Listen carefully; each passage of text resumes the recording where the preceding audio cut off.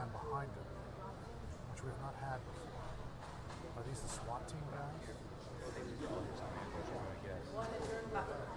Yeah, a lot of them have bars on them.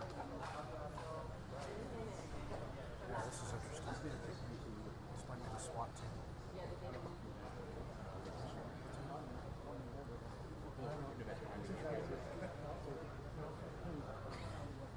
It's just interesting. I wonder why. Some of them have bars, some do not.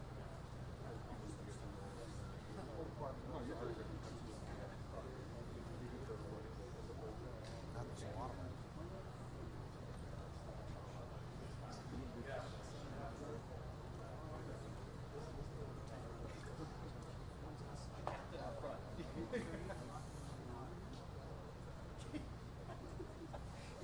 So there was a class, I'm sorry to belabor this, there was a class photo separate from all the stuff we saw. We did not actually see it, but you were able to Someone take it.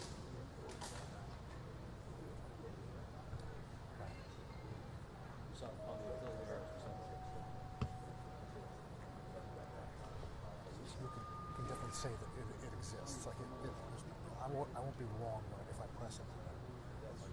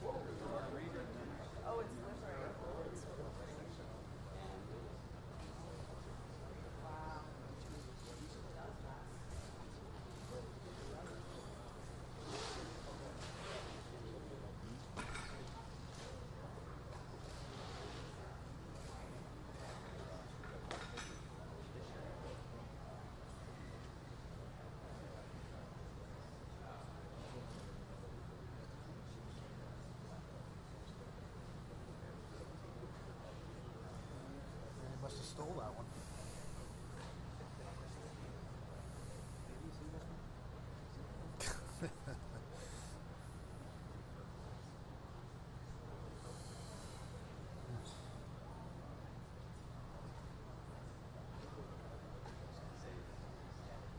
Yeah, the Eagles must not be too.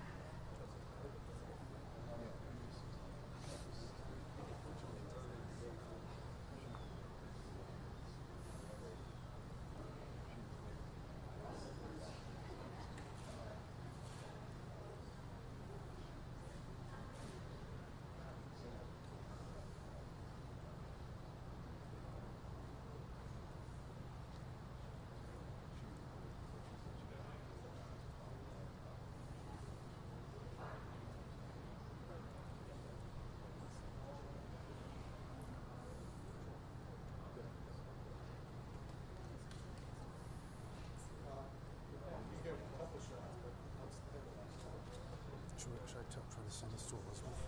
Well, That I just took a picture. I just have to. Okay.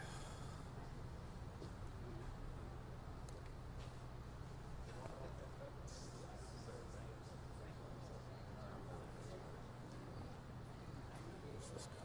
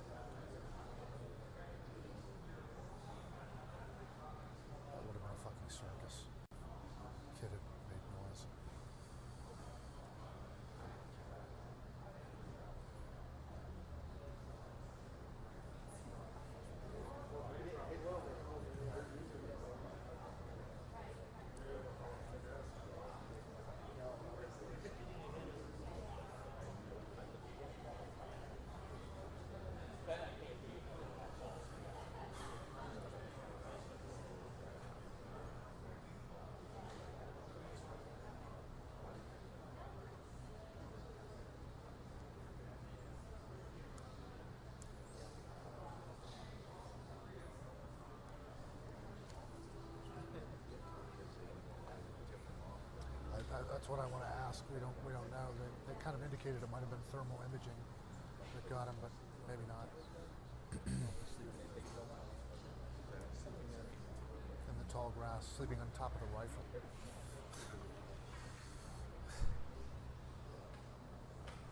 I guess to keep it dry while it was raining.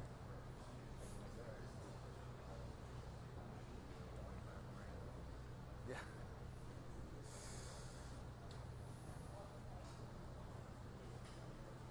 Tá vindo, tá vindo. Here we go. Alex.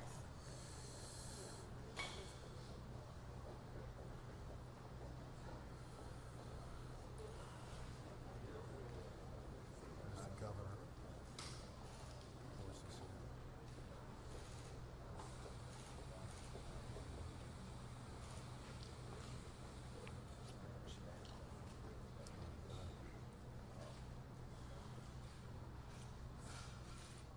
Good morning.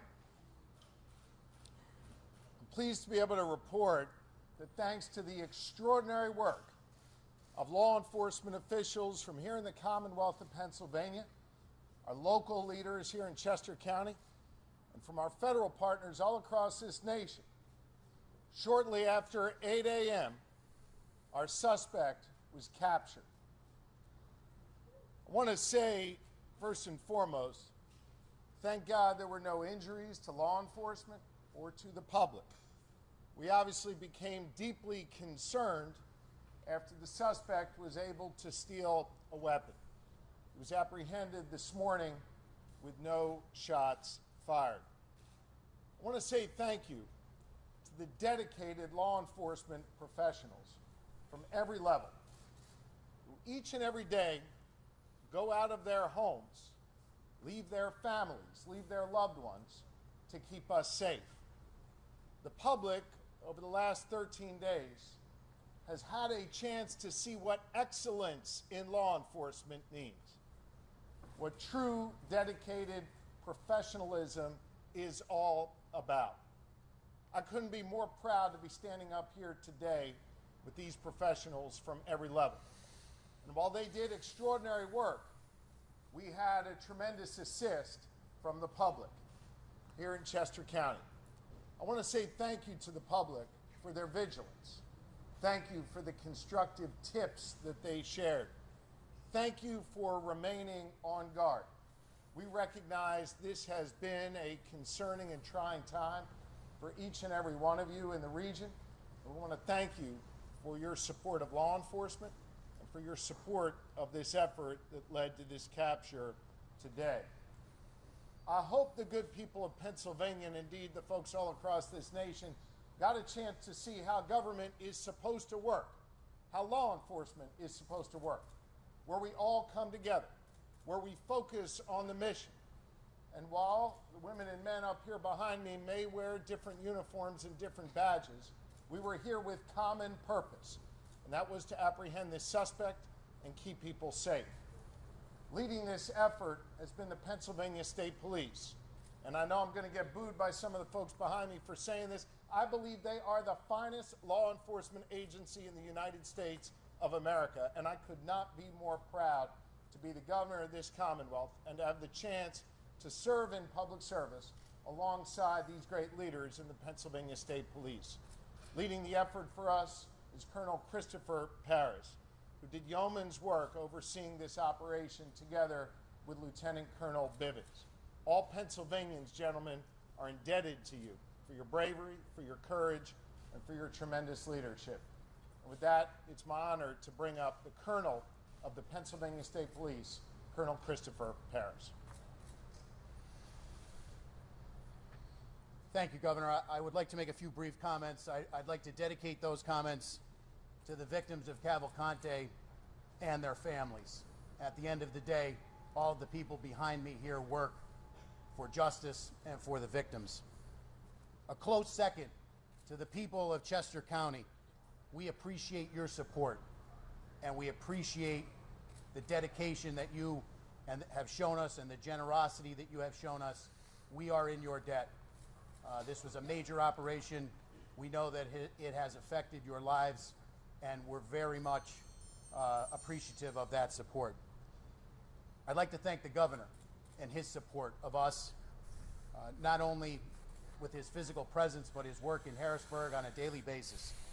I'd like to thank the Border Patrol, Customs, the FBI, the Marshals, the ATF, our federal partners, the Chester County District Attorney, Deb Ryan, and her Chief County Detective, Dave Sassa. Our municipal partners, too numerous to mention here in Chester, Montgomery, Delaware, and Bucks counties. We could not have done this without everyone. I would like to thank, from the bottom of our hearts, the members of the Pomar Lynn Fire Company. I know the media has been in and out of here. The hospitality that they have shown us, the logistics that you need to bring to bear in an operation like this, we would have been hard-pressed to do that without them being good hosts to us. Lastly, but certainly not least in any way, shape, or form, to the women and men of the Pennsylvania State Police, thank you. Thank you for your hard work and your diligence. This is my third manhunt with Lieutenant Colonel George Bivens. It's not lost on me that it was 9 years to the day yesterday for the Blooming Grove ambush. And in all of those operational cycles, there is no person who enjoys more of my trust and confidence. He was tasked with standing this operation up. My confidence in him is marrow deep. He is the consummate professional, and I would now like to turn it over to Lieutenant Colonel Bivens to give you the operational rundown of the capture of Cavalcante. Lieutenant Colonel Bivens.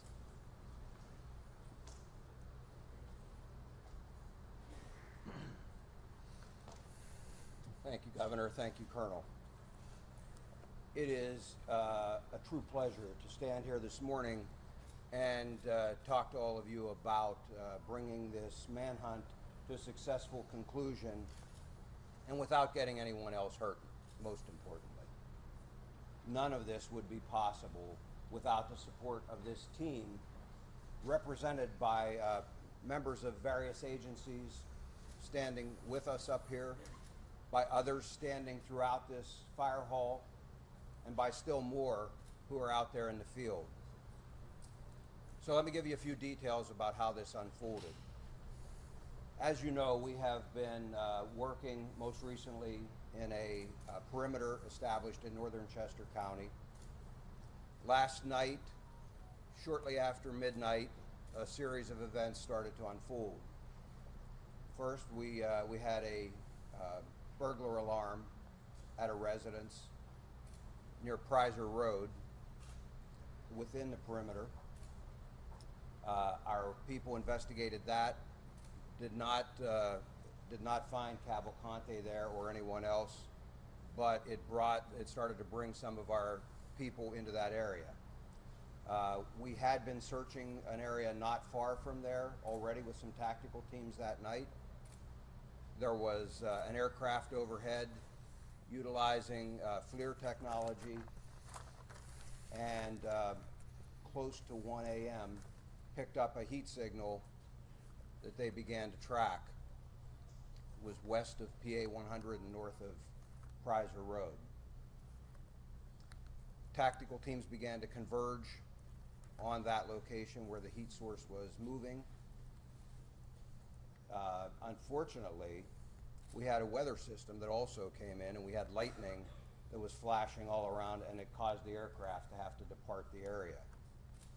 Tactical teams made a decision to secure that area, that smaller area, as best they could, and hold it through the storm and until we could bring additional resources in and bring aircraft back overhead to ensure that we did not have an issue with an escape.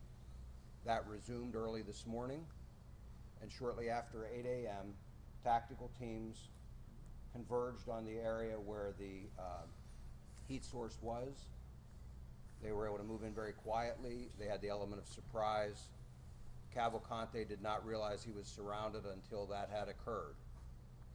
That did not stop him from trying to escape. He began to crawl through thick underbrush, taking his rifle with him as he went. One of the Customs and Border Control teams, BORTAC, had a dog with them. They released the dog. Some of our PSP CERT members were also there, had him surrounded. The dogs subdued him, and team members from both of those teams immediately moved in. He continued to resist, but was forcibly taken into custody. No one was injured as a result of that. Excuse me. He did sustain a minor bite wound. We had medical personnel at the scene, and they took a look at that. Cavalcante was, as I said, taken into custody. He was transported to our Avondale station for further processing and interview, and he will ultimately be transferred to a state correctional institute where he will be housed and begin to serve his life sentence. In just a few minutes, I'll open this up to some questions, but before I do that, I want to turn this over to one of our very close partners, District Attorney Deb Ryan. I know she would like to say a few words, and again, then we'll be happy to take your questions following that. Thank you, Lieutenant Colonel Bivens. Today is a great day here in Chester County. Our nightmare is finally over and the good guys won. We owe a debt of gratitude to all of the first responders for their tireless and dedicated efforts in bringing this fugitive to justice. They worked around the clock, and we are deeply grateful to all of them. Our community can finally regain its normalcy and breathe a collective sigh of relief. This would not have happened without the collaboration and efforts on behalf of a multitude of agencies. I need to thank the Governor, Colonel Paris, Lieutenant Colonel Bivens for his unflappable and dedicated leadership, the U.S. Marshals, the Chester County Detectives, the FBI, U.S. Customs and Border Patrol, the Department of Emergency Services, the Sheriff's Department, and every single person who went out into the field in the most horrendous conditions. We had weather problems, we had terrain problems, and a ton of obstacles that prevented our capture from occurring as expediently as we wanted. We have the best people in the business, and we never lost faith that this capture would occur. We knew that it was just a matter of time. The scope of this manhunt was extremely impressive. The brave men and women who went out there every single day are our heroes, and I am proud to be a part of this collective team of people who worked around the clock to bring this man to justice during this monumental challenge. They utilized every piece of advanced technology, dogs, drones, helicopters, every asset available was put out for this capture. I can't express our gratitude deep enough to all of them and to the community for their support. We received dozens and dozens of donations, well wishes, and kind support from everyone in the community, and we thank this firehouse for housing us. We know we disrupted their lives for a while. One of the first calls we made upon learning about this capture was to the Brandow family, who, as you can imagine, had been living in a complete nightmare. They are so grateful to the men and women who helped with this capture. They can now finally sleep again. I can't thank law enforcement enough for their efforts. Thank you.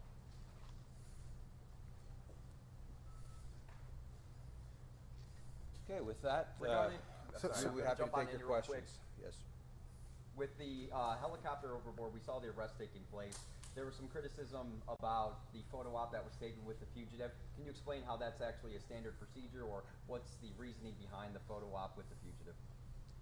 You know, I'm aware that there was a photo op that was taken out there. Those men and women worked amazingly hard through some very trying circumstances. They're proud of their work. I'm not bothered at all by the fact that they took a photograph with him in custody.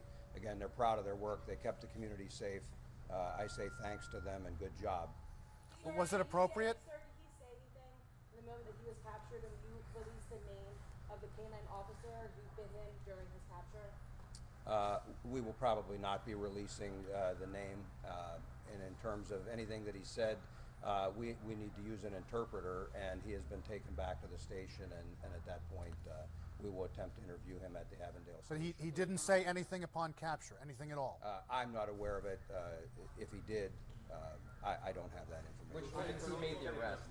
Your officers were authorized to use lethal force if he didn't actively surrender? Was the goal to always take him in alive? That's always our first choice and preference. Again, that option is only to prevent the escape of a very dangerous individual. Had they not been able to contain him, that would have remained an option. Who specifically made the arrest? Which organization? It was a combination, it was a combined group of the Border Patrol and PSP. Colonel, I'm hearing that once he was captured, when he went into the van, he was stripped and had his tattoos photographed. Is that normal procedure? Yes. When the thermal imaging happened at 1 o'clock, was he the same location when you found him? Wait, I'm sorry, you'd ask first. Was he asleep when you found him? He was proned out. I've not been told that he was asleep. I'm told that he was proned out trying to hide and then began to crawl away. Was it the same location when you got the thermal imaging at 1 when you found him at 8? It was in that close proximity to that, yes. What was he saying that anyone was helping him? No one was assisting him at that point. Sir, what was the agency that was flying the helicopter that first spotted the key? That was the DEA, and that was a fixed-wing aircraft. Were you worried as law enforcement that you had to down the plane and there could be another chance for escape? I mean, that's obviously the plane had to land, but what kind of risk did you have to calculate with that? Well, you know, as I've told you throughout this investigation, there are always things we have to contend with. Everything isn't scripted and doesn't go perfectly. And so it's just another challenge.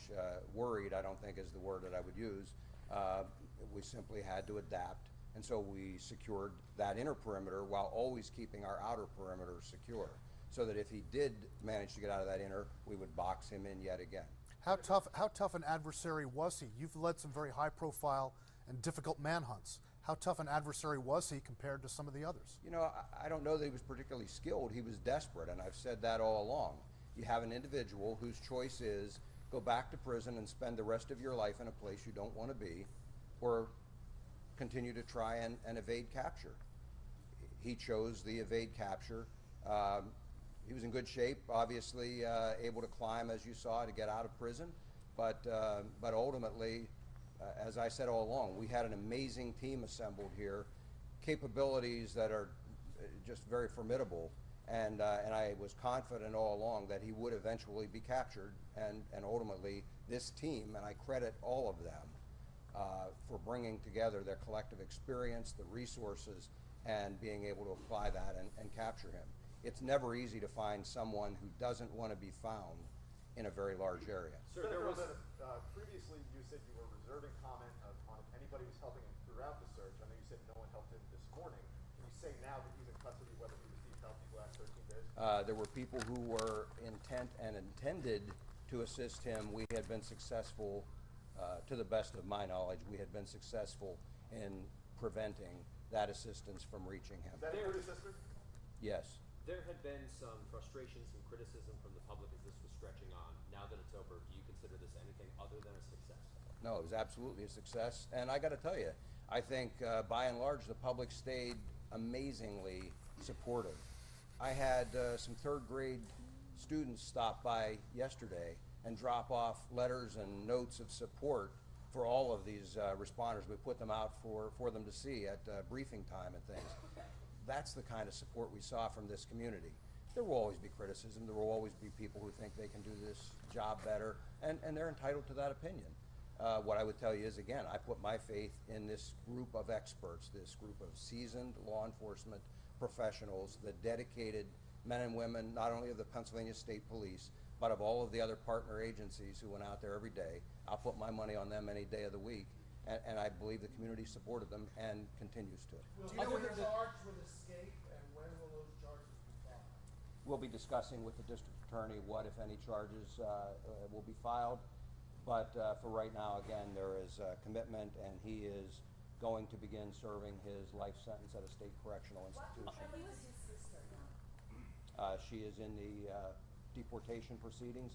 That will proceed as had been initiated. Other than the rifle, what did... Cavalcante got the Eagles.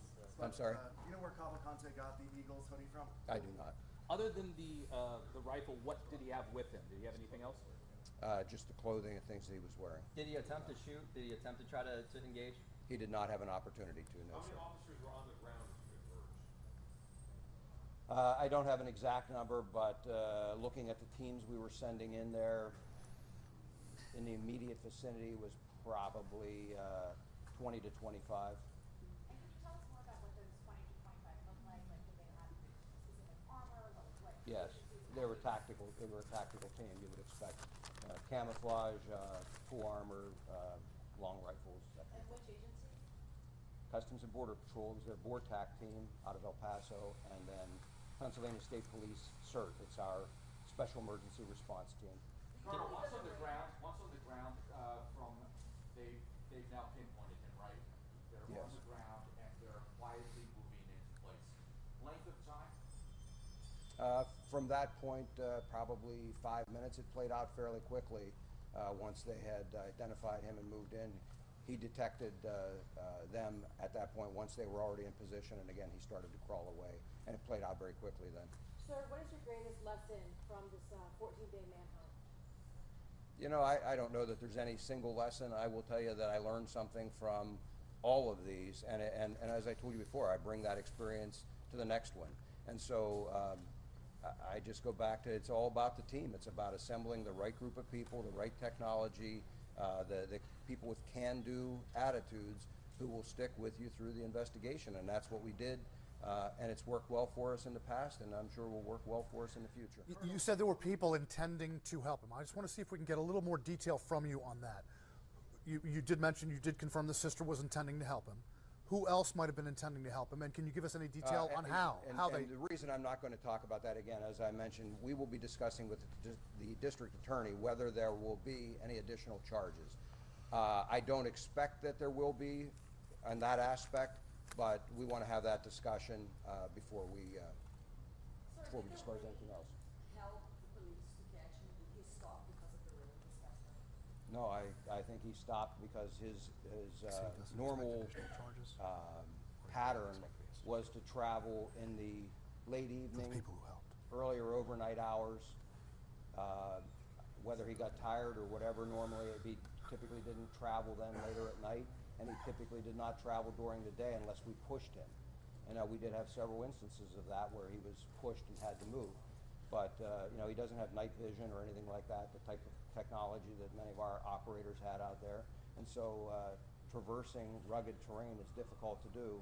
I believe it was just easier for him to do in the late evening hours and late afternoon. Bloody in that picture, is that all from the dog bite? I believe that's what caused it. It was a scalp wound, and they bleed pretty significantly. I'm told there was not a significant injury. Did he have a phone? Just one. Yeah. He was able to get a car and a gun, or a vehicle and a gun during this 2-week period. Is that surprising? Are you sort of astonished at some of the number more about that? No, I mean, all along, we asked people to secure as best they could. Unfortunately, he was still able to acquire some of those things. Again, those are just some of the challenges we deal with in an investigation like this. Our people rise to those challenges, and ultimately, again, he was Lieutenant successfully Colonel, captured. I know that you led the effort also in July earlier this year when that person escaped using bed sheets. It was the chocolate lab that ultimately led to his arrest, and now here we are again. You're talking about a canine moving in and basically disabling Cavalcante. Can you just kind of talk about the having canines and their use and how much of an asset they are when you're trying to navigate through tough terrain and track down dangerous people? Sure. I mean, in the case of Tucker, he was kind of a civilian. I would say we deputized, and brought him in. He's now an honorary member of PSP, but lab. But he was not involved in this. That was in Warren that this gentleman was referring to. Just I believe it was a Shepherd or a Belgian Malinois. For those of us who aren't familiar, Just 1 minute, if I can come back to this gentleman, I apologize. In any event, canines play a very important role, not only for tracking, but also for, just like in a circumstance like this, safely capturing someone. Far better that we're able to release a patrol dog like this and have them subdue the individual than have to use lethal force. And so, again, our preference is always to use other means. Canines play a very important role. Can you give us... those of us who aren't familiar with the area, can you tell us a little bit more about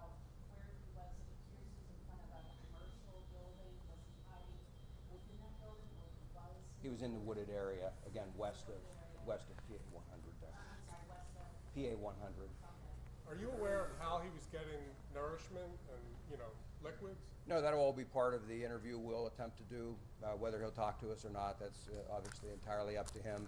But that will be something that we'll be asking. Sir, at this juncture, can you release where he worked in Chester County prior to his 2021 arrest for homicide? Unfortunately, I don't have the list of those locations. I know that he did a variety of jobs installing flooring, but I don't have the specific. Can you give list us of can you give us work more? locations? How long will he be at the Avondale Barracks? Long enough for us to process him, and however long an interview lasts with him.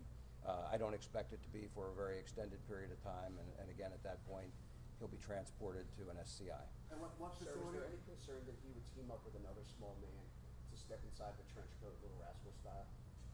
No. Can you give us more detail on the actual encounter with the dog? Did the dog tackle him, bite him? Again, I didn't see this specific capture. What I would tell you is the way those dogs are trained is to simply go to the person. They will grab whatever is closest for them to grab, and then they are trained to detain that individual. They don't just keep biting and releasing or trying to cause additional injury.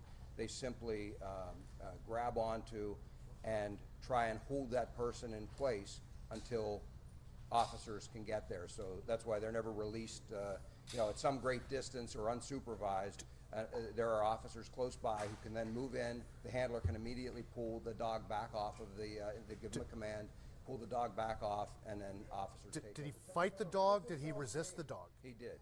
He did. I don't have the name. Two questions was there any body cam footage or doggy cam footage in the situation of him getting of the rest, anything happening? Not that I'm aware of. And then secondly, Border Patrol, are they here to speak? Yes. Can we talk about the expertise of Border Patrol being here to make that arrest? What your experience played and how that made if you could step up? Sure. Now, Border Patrol is trained in tracking and pursuing. From the time an agent comes on duty, assigned to the southwest border, they get lots of experience tracking and trailing people. And then with our technology and other resources, that just aids in the searches like this one. Different terrain than normally what you're working with, correct? So Border Patrol is assigned to both the northern border and the southwest border. So we got training and experience in all types of terrain. Can you just tell us specifically what you did here? What did you do here to capture this map? We assisted the federal, state, and local partners with our resources, whether performing observation at night, searches during the day, searches during night, and then obviously we had our tactical teams here. Question for Governor Shapiro, if you might. Governor, yesterday you described just not 24 hours ago right here that you were calm and that your commanders over this operation were also calm. In hindsight, how did you balance the obvious pressures from outside that were forever saying, find him yesterday? We had a job to do, and that was to capture Cavalcante.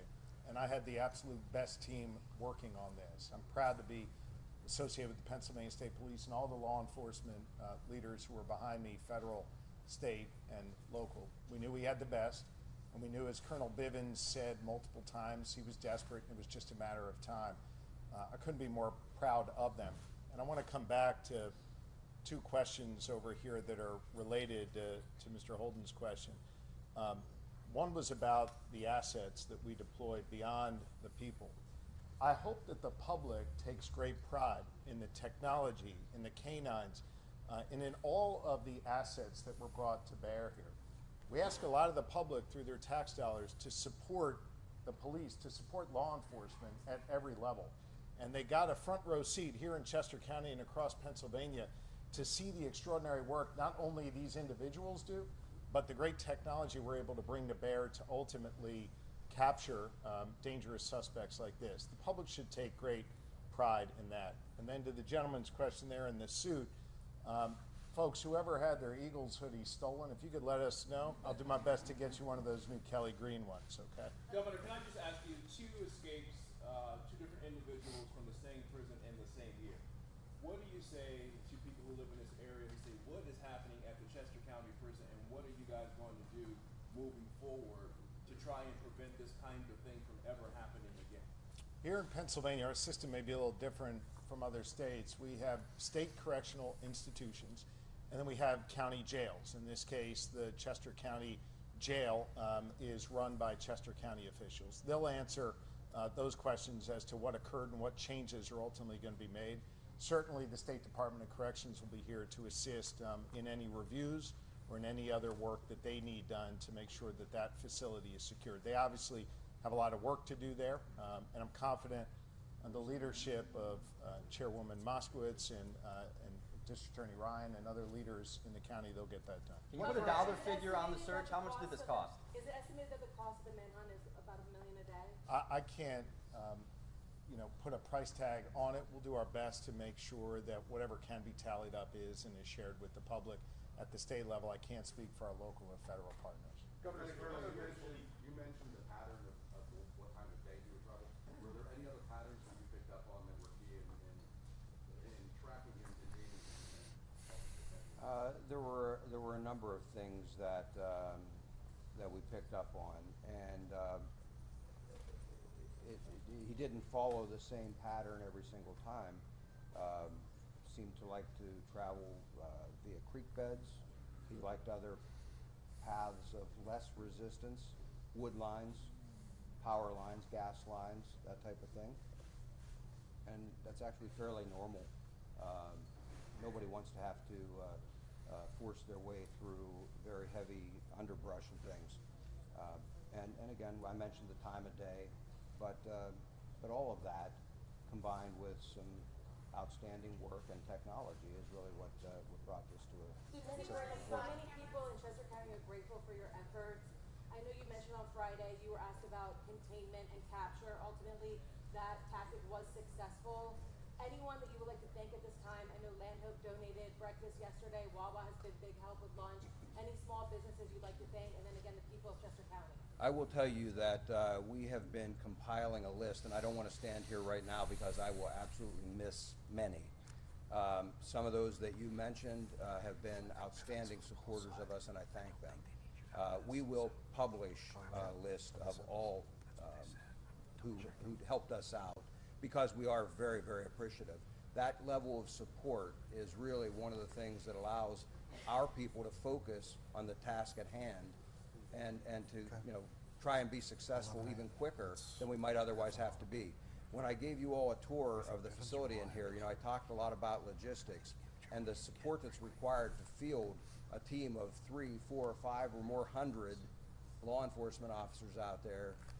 It takes a lot to put it out there, and so the help of all of those folks, the help of the average person who stopped by and dropped off a case of water was very much appreciated, not only for the case of water, but also just for the kind thoughts of and words of support that they always included when they dropped off. And ultimately, you contained and captured, so that tactic was the way to go.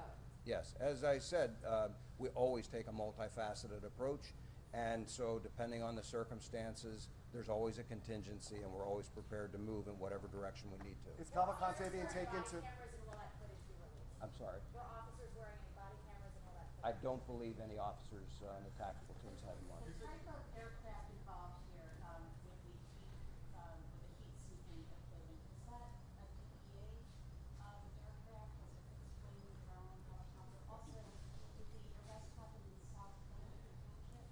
It was a DEA fixed-wing aircraft. I believe that's South Covington. I would have to look at a map. We were operating in several townships there, but again, it was north of Preiser and west of PA 100. Sir, where were you when this all happened? And do you have a personal feeling of satisfaction for 14 days of very long, hard work? How does this feel for you this morning? I was here in the command post when the capture occurred, and yes, I'm very happy that this occurred and that no one was injured. It brought a new level of danger for all of our people out here in the field when we knew that he obtained a firearm. And so for me, the biggest sense of relief is that no one in the community was harmed and no law enforcement officer was harmed either. So that's the win. Sir, what prison is he? No, I believe he was more mobile the entire time. Sir, what prison is he being transported to? We're not releasing that, but it is going to be a state correctional facility, and once he is secure there, I believe they will release where he is being housed. Lieutenant Colonel, you said that multiple people attempted to help him. He had any means of communication to reach out to those people and coordinate with them as to where he was? He did not at the time that They said when the we long captured game him. later. Correct. Yes, ma'am. You said that fatal force was authorized unless he surrendered, and you told us he did not surrender. Did he try to resist that in any way this morning? I know he had it on him, but also, what about the decision not to use fatal force, given that he, I understand, did not surrender? Well, as I addressed a few minutes ago, yes, he had the firearm with him. Yes, he was a threat. He did not have an opportunity. I believe he was taken by surprise, and I believe the canine played a large role in him not being able to utilize that firearm. What I would tell you is, again, that it is our last choice, our last preference to use lethal force. And so while there were other options, the team did the responsible thing, did what they're trained and what we expect, and they used other options. And again, lethal force is always their last option. He's going in for questioning. What kinds of information are you going to be trying to get from him? Like, what kinds of questions will be asked of him? We have the criminal investigators that have been involved in this, everything from the escape up through the time that he has been on the run. I'm sure all of that will be included in their list of questions. Whether he'll choose to talk, I have no idea, and that will be his choice. Can you assure and guarantee the public that this man will not escape again, because clearly he has ability to do that? Can you say that now? I can assure you he will not escape while he is in our custody. He will be turned over to a state correctional institution. I have every confidence that they will be able to safely and securely house him as well. Lieutenant Colonel, was he in the perimeter of the perimeter you had outlined yesterday? Was that? He was. He was. Yes, sir. How close to the edge of the perimeter was he? Or was he, do you know where? Within the perimeter? It was within the perimeter, and he would have been within a few hundred yards of the eastern edge of the perimeter. Colonel, in terms of the public being involved, there was videos surfacing of vigilantes in Chester County trying to get involved in this case. Moving forward, if something like this happens again, what would you tell the public in regards to getting involved in a case like this? I would ask them the same thing that I asked this time, and that is, please don't come out and try to become involved like that. You potentially take away resources that would otherwise be spent on the search trying to deal with those individuals, and we don't want one of them to get hurt unintentionally. How far was the capture from where the burglary happened last night? Within a quarter mile. Colonel, once processed. It wasn't a burglary. It was an alarm, by the way. But Once processed, any idea the ballpark time until transfer? it depends on whether he is cooperative and is interviewed. That could take minutes to hours, but I don't have the answer yet. Whether Does he he's, have a lawyer? Do you know? I'm not aware of that. Sir, do we know if his sister and mother entered the country via Puerto Rico as well? I don't believe his mother is here, and I don't have that information immediately available here about where they entered. As I said, his sister, though, is in the process of being deported now. We have time for 2 more questions.